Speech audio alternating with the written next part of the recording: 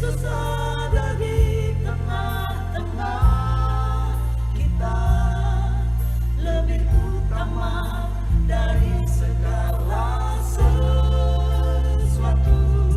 Doa mengawali pekerjaan. Pagi-pagi benar, waktu hari masih gelap, ia bangun dan pergi keluar. Ia pergi ke tempat yang sunyi dan berdoa di sana. Markus 1 ayat 35. Sahabat Iktus yang dikasihi Tuhan, Allah memberikan waktu hidup untuk melakukan pekerjaan baik. Ia telah membuat sebuah pola dengan menempatkan dirinya sebagai prioritas utama sebelum melakukan setiap pekerjaan yang baik itu.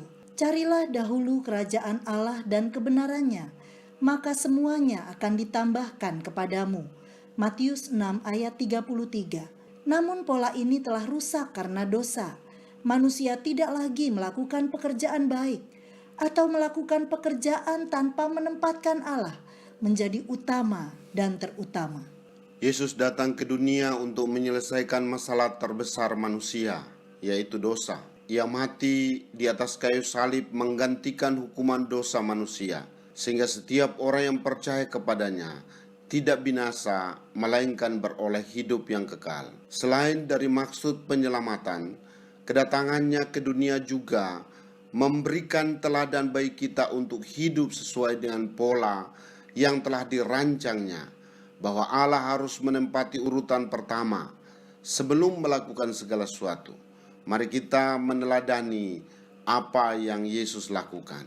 1. Doa mengawali pekerjaan yang rutin. Markus 1 ayat 35 sampai 39 menyampaikan tentang karya Yesus dalam masa pelayanannya di dunia. Inilah pekerjaan rutin yang dilakukan oleh Yesus, yaitu memberitakan Injil, mengajar, dan menyembuhkan. Sebelum Yesus melakukan semua pekerjaan rutinnya, ia berdoa. Ayat 35.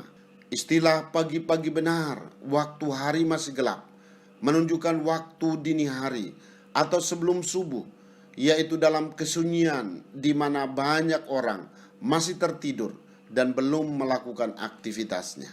Yesus memberi teladan untuk menempatkan waktu untuk intim dengan Bapa sebelum melakukan semua pekerjaan rutinnya. Dan lihatlah, hasilnya adalah pelayanan yang efektif dan penuh kuasa. Injil Kerajaan Allah diberitakan, pengajaran yang penuh hikmat disampaikan, dan mujizat kesembuhan terjadi. Orang dibawa pada pertobatan sejati dan Allah Bapa dimuliakan. 2. Doa mengawali pekerjaan yang khusus. Lukas 6 ayat 12 dan 13. Ia berdoa semalam-malaman. Ayat 12. Sebelum ia memanggil dan memilih murid-muridnya. Ayat 13. Bukan hal yang biasa atau lebih dari sekedar pekerjaan rutin, karena harus menentukan pilihan siapa yang akan menjadi rasul. Dan keputusan ini sangat menentukan kelangsungan pekerjaan misi penyelamatan di dunia. Yesus ke bukit dan mengambil waktu semalam-malaman berdoa kepada Allah. Inilah waktu spesial yang dipersiapkan untuk berbincang-bincang dengan Allah dan memahami kehendaknya. Dan lihatlah, hasilnya adalah 12 orang yang mampu mengguncangkan dunia ini. 12 rasul adalah orang sederhana, namun dapat merobohkan 3 tembok kekuatan pada masa itu, yaitu Yahudi dengan keagamaannya, Yunani dengan filsafatnya, dan Romawi dengan militernya. Injil dapat menembusi 3 kekuatan ini melalui orang-orang sederhana yang dipanggil dan dipilih berdasarkan doa. 3. Doa mengawali pekerjaan yang sangat khusus. Matius 26 ayat 36 sampai 46 adalah doa Yesus di Taman Getsemani, yaitu doa penyerahan diri pada kehendak Bapanya.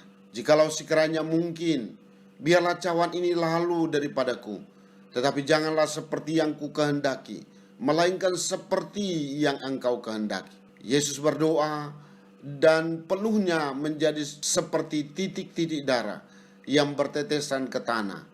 Lukas 22 ayat 44. Karena inilah pekerjaan yang paling berat di dalam sejarah peradaban manusia. Ia harus menanggung dosa seisi dunia. Karya yang sangat khusus yang dikerjakannya untuk mengalahkan 3 musuh utama, yaitu iblis, dosa, dan maut. Yesus semakin bersungguh-sungguh berdoa untuk menyelesaikan tugasnya, dan hasilnya adalah kemenangan atas kuasa iblis, kuasa dosa, dan maut, dan manusia beroleh hidup yang kekal. Seandainya Yesus tidak berdoa di pagi hari, apakah ia bisa memberitakan, mengajar, dan menyembuhkan? Seandainya Yesus tidak berdoa semalam-malaman, apakah ia bisa memanggil dan memilih murid-muridnya? Seandainya Yesus tidak berdoa di Taman Getsemani, apakah ia bisa memikul dosa manusia di kayu salib? Jawabannya adalah Yesus bisa. Tetapi ia berdoa untuk menjadi teladan atau pola bagi kita, agar kita mengawali pekerjaan kita dengan doa.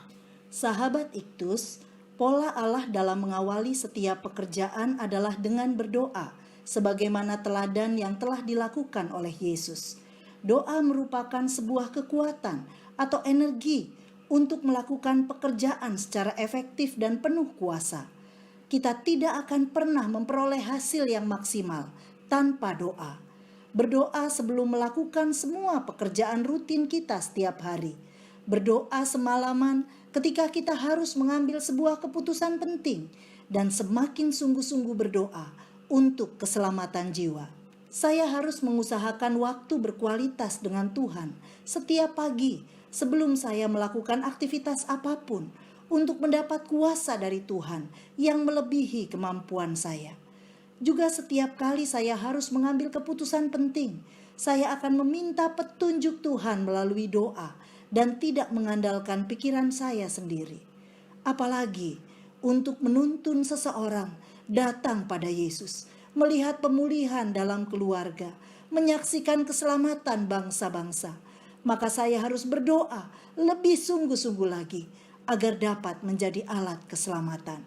Sahabat Iktus yang dikasihi Tuhan, apakah setiap hari saya telah mengawali pekerjaan rutin saya dengan doa? Mengapa untuk mengambil keputusan khusus saya harus berdoa? Siapa saja yang harus saya doakan dengan penuh kesungguhan agar menerima keselamatan di dalam Yesus? Ya Tuhan Yesus, terima kasih karena Engkau telah menyelamatkan saya. Melihat karya-Mu di dunia, saya memiliki contoh bagaimana saya menjalani hidup yang memuliakan-Mu. Saya mau mengawali segala sesuatu dengan duduk di hadirat-Mu dalam doa, sehingga saya mendapat hikmat untuk bertindak, kekuatan ekstra, dan gairah ilahi untuk menjadi saksi-Mu. Jika Engkau berada di tempat utama dalam semua kerja yang saya lakukan, maka hidup saya menjadi berarti. Saya dapat menyaksikan mujizat terjadi dalam pekerjaan saya, karya yang mengguncangkan dunia, dan bersuka untuk keselamatan suku-suku bangsa. Amin. Mengerjakan segala sesuatu tanpa doa sama dengan merencanakan untuk gagal. Kristuslah